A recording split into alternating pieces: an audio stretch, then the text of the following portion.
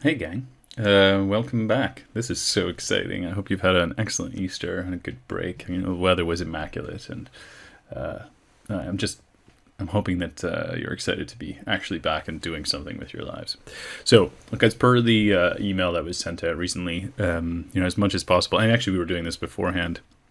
As much as possible, I'm going to give you like a 10-minute long explanation about something and prompt you to do some reading before we have class. So then we're going to take our regularly scheduled classes and put them back a half an hour to allow you to absorb that task that I'm asking you to do. And then we can have a little discussion about some of the points. You can raise questions and we can talk as a group. So that's what we've been doing before, and we're going to continue. I'll tell you what, this is the syllabus that just keeps on giving. It is an absolutely fascinating unit that we are currently studying. I think that probably needs to be given some prominence here. There we are. It is just incredible. We are supposed to discuss here in this unit the possible policy conflicts and the trade-offs between macroeconomic policy objectives. The syllabus that keeps on giving. This COVID crisis is playing right into your economics education.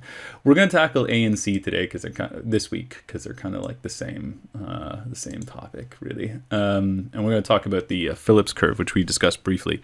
We're going to talk about the Phillips curve on Friday. We'll introduce that idea then. So look, we're living in this time, this COVID crisis time, and we've got a bunch of different policy responses, really a different policy response from every country, including our own.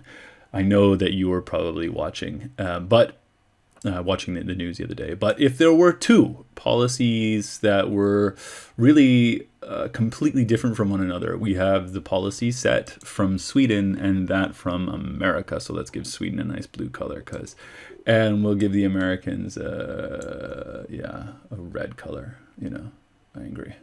And these are two articles that were written around about the same time. They were published on the same day. In the Financial Times, and the links are above there. I'll just make this into a better color of blue. There we go. Okay, and you can read these two articles through the links here and here. They're both really good. And they were taken from the 25th because I thought it would be helpful if we had a little bit of time to reflect on what's happened. So the question is, how have policy changed since then? And obviously the answer is they have. And why do policies change, and what are the motivators? Those are really the questions that are being defined by the study of this unit. And it turns out that the objectives of government, and this links back to the macroeconomic objective, very long macroeconomic objectives discussion and page that we created there. The objectives of government are constantly vying for the attentions of the elected leaders, and they inherently conflict with one another.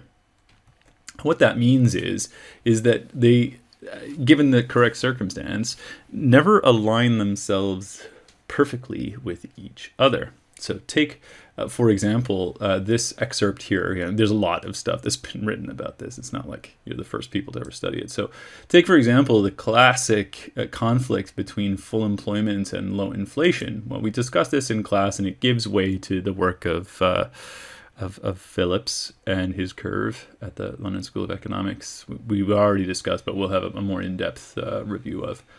Well, the story is here that employment and price levels are constantly in conflict with each other. So if policymakers, like it says in the text here, attempt to understand job creation by injecting demand into the economy, they then therefore lead to an increase in prices. Now, why is this important? Well, there's a really good, I don't have it right now. I feel like I should pause the video and find it. Nah, you know what? I'll just add it in the comments. There's a really good GIF that I saw on Reddit the other day about the unemployment level at present. So in the United States, especially, unemployment is absolutely through the roof.